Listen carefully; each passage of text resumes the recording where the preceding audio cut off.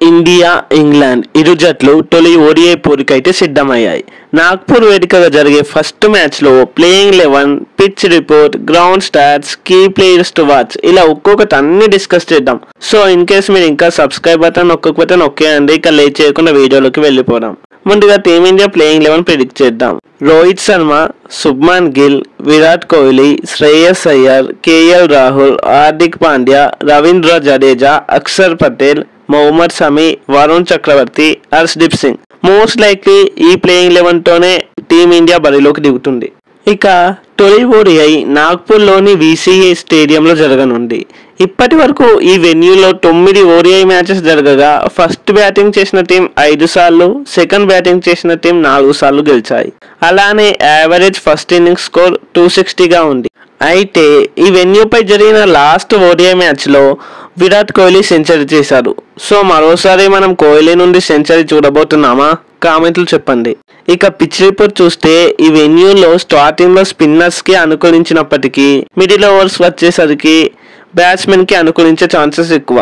So మనం మొదటి ODI నుండి హై స్కోరింగ్ మ్యాచ్ అయితే చూడబోతున్నాం. విరాట్ కోహ్లీ 2023 నుండి 30 మ్యాచెస్ ఆడగా 65.22 యావరేజ్తో అలాగే 1435 పరుగులు చేశారు.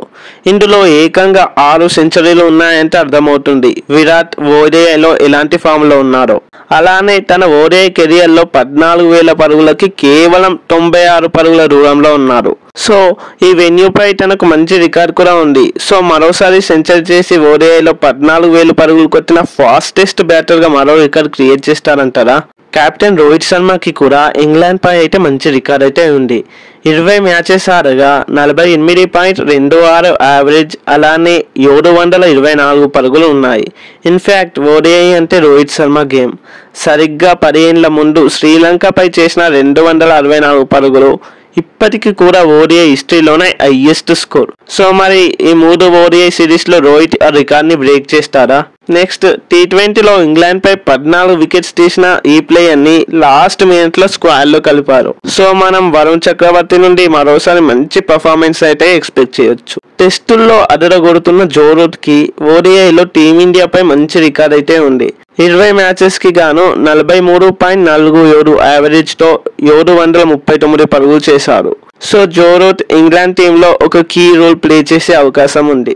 జాస్ బట్లర్ రీసెంట్గా T20లో సక్సెస్ అయిన ఒకే ఒక ఇంగ్లాండ్ ప్లేయర్. సో ఓడిఐలో కూడా అదే ఫామ్ని కంటిన్యూ చేసే ఛాన్సెస్ ఉన్నాయి. సో ఫస్ట్ మ్యాచ్లో ఏ ప్లేయర్ ఫస్ట్ సెంచరీ చేస్తారో మీ ఒపీనియన్ అయితే కింద కామెంట్ చేయండి. అలానే ఈ వీడియో నచ్చితే లైక్, షేర్ అండ్ సబ్స్క్రైబ్ చేయండి. మరో వీడియోతో మళ్ళీ కలుద్దాం. అప్పటి వరకు చూస్తూనే ఉండండి. Thanks for watching. జై హింద్.